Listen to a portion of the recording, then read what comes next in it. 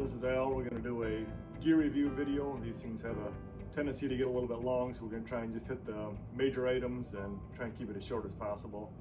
So for our big three, our packs, we're going with the Z Packs Arc Blast. I think they're a 55 liter packs. I like the fact that they're made out of Dyneema. They're waterproof, so we don't have to mess with the pack cover when it's raining out. Our biggest complaint with Z Packs is everything that you want is extra. So the hip belt pockets, you got to buy extra. The water bottle holders are extra. Any of this stuff, it's all add-ons. It doesn't come with your pack. So, and the other thing is these water holders, these pockets, they're deep, they're nice that way, but when you have your pack on, it's almost impossible to get into these things. I mean, you almost got to be a double jointed circus performer to get into them. It's just ridiculous the way they're positioned. But other than that, we like the pack so far. Our tent is a Z Packs triplex. Love this tent, super light. You use your trekking poles to set it up with, so you don't have any poles. Single wall tent, so it's nice. You don't have to mess with the rain fly if you're setting up or tearing down in the rain. You're not getting a bunch of water inside your tent in that time. I went with a triplex, the 3-man, to try and get a little extra room to get our packs inside. If you bought packs, you know the only way you're getting 3 people in here is if it's the 3 Chinese kids that made the tent. Other than that, you're not getting 3 adults in there, but that's the way they do them. So, our sleep system, for our air mattress, we have the Thermal Rest. It's the full length one, the X-Therm. These are super comfortable. They're a little bit noisy, but really comfortable to sleep with. Since we're leaving in February and it's going to be cold, we also have the Sea to Summit sleeping bag liners. Helps you keep your bag cleaner and adds extra warmth. It's supposed to add 20 degrees. I don't know. We'll see about that, I guess.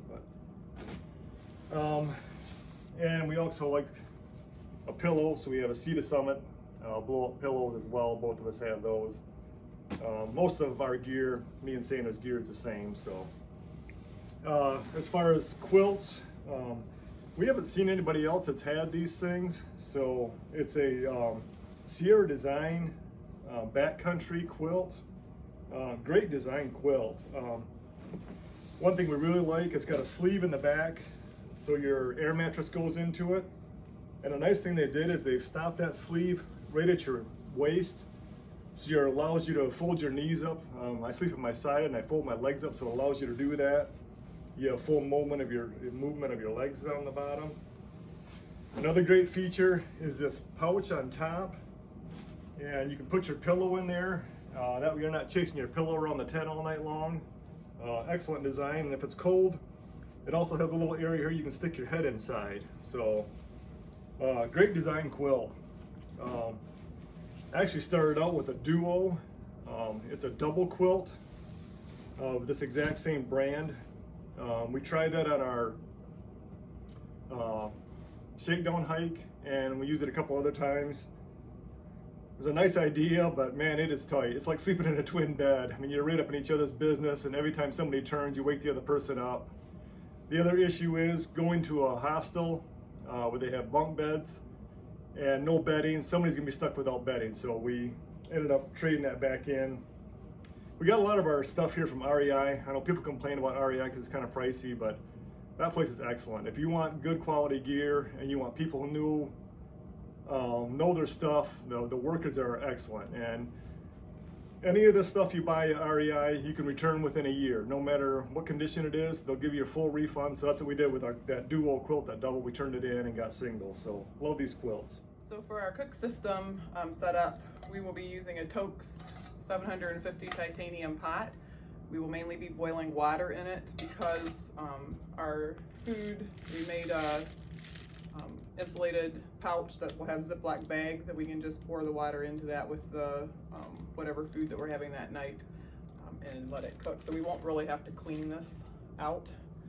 It comes just with a canister of fuel, a lighter, and then just for any cleanup that we may have, we have a little scrubby handkerchief for a towel. For the stove system, we have an MSR pocket rocket. So screws onto the canister, pot sits on top, and then it also folds down really small, and it makes it easy to be able to store inside the pot, so it combines it all together. For filtering water, we're starting out with the Catadine Be-Free water filter system.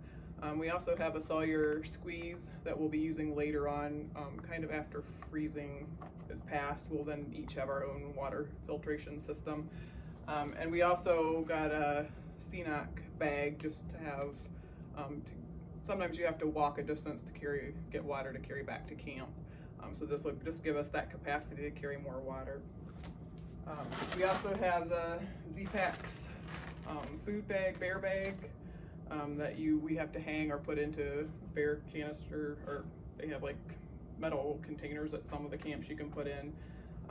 We had heard this idea from several different people of adding some sort of tape, reflective tape, so that you can tell yours apart, because a lot of people have these blue bear bags.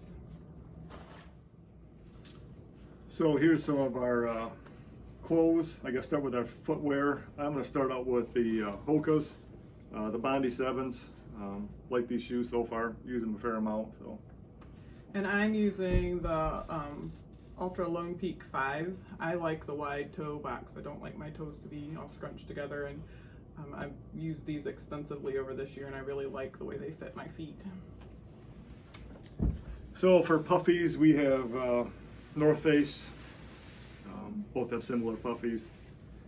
And for a kind of a mid layer, we have the Arc'teryx. It's kind of a fleece, real comfortable, stretchy, really nice to wear. So it has quite a few pockets inside and out, so that's kind of handy. Yeah, also. it's nice. For rain gear and for wind, a lot of people use it for wind protection. We have the Marmot Minimalist rain jacket and pants. We like how, because we had thought about getting an umbrellas, but the way the hoods are formed, they give you where you can tighten this and it pulls it back more on your head, and it does give really good protection from the rain without drooping down and dripping into your face. So we are really happy with our rain gear. Camp shoes, we both have a pair of Crocs. We'll just clip them to the outside of our pack. We don't have it here. We also have Z seats. Each of us do. Just Z packs, small foam pads to sit on if we're taking a break somewhere and want to stay dry. Also then for inclement weather, we did end up both of us getting crampons. They're really heavy, and so we're hoping that we can send these home soon after the Smokies. I'm not very good on ice. I tend to slip a lot, and so I wanted to really make sure I had something to hopefully avoid injury. And then we also have rain mitts. We have liners that are small merino wool liners. I don't think we have them here on the table. But then these would protect from rain, so for warmth and to keep our hands dry. And then both of us have some sort of beanie. Socks, we each have a pair of Injinji toe liners or toe socks. I don't know how much I'll wear them, we'll see. Kind of to avoid blisters early on, see how much we use them. I think we each have 2 or 3 pair of Darn Toughs. I think we each have a pair of long ones for when it's cold, and then a couple of pair of shorter ones as well.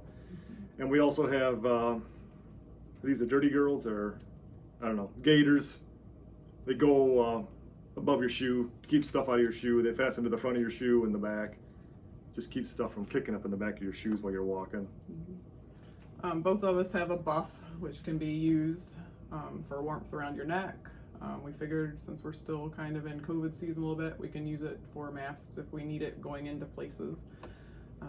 For our bottom layer, we each have some sort of moisture wicking t-shirt, and then a long sleeved, little bit heavier weight long sleeve shirt to wear. And then we both ended up purchasing kind of convertible pants that zip off so that they can be shorts in the summer when it's hot, or worn as pants as needed. Yeah, they're kind of I don't know, silk. I don't know how you something that dries quick anyways. So, and we each have a dry bag. to put our clothes in, and we also are carrying compactor bags as well to put our sleeping bags in, just as an extra layer of protection to make sure stuff doesn't get wet.